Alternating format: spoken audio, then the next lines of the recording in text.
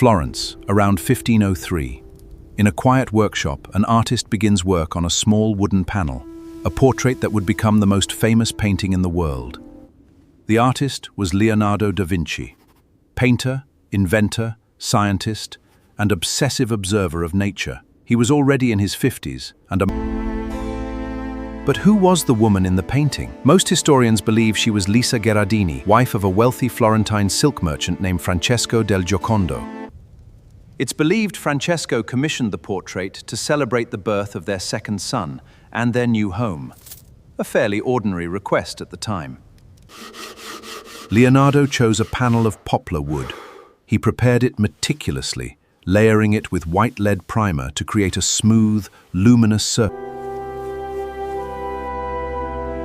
What made this painting revolutionary wasn't just the subject, it was the technique. Leonardo was perfecting. Sfumato means smoky in Italian. Instead of harsh outlines, Leonardo blended colors and tones, so gradually that edges seem to dissolve into soft shadow. This is why her smile seems to change depending on how you look at it. The corners of her mouth and eyes are softened into shadow, leaving her expression deliberately ambiguous. He applied paint in dozens of incredibly thin, translucent layers, some less than a micrometer thick, building up color and depth over months, even years. Behind her, Leonardo painted something unusual for portraits of the time. A vast, dreamlike landscape of winding roads. Leonardo's scientific studies fed directly into his art.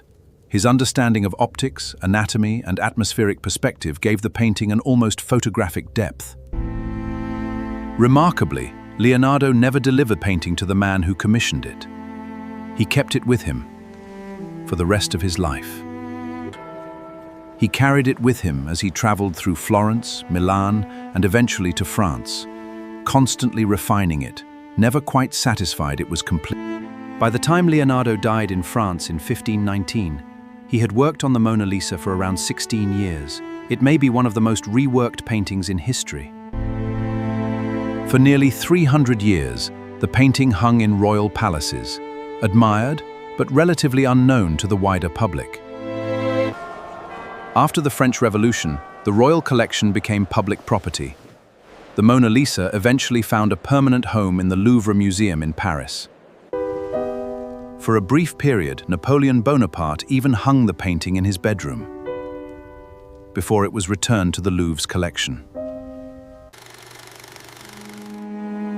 But the painting's most dramatic chapter was still to come, and it would change everything.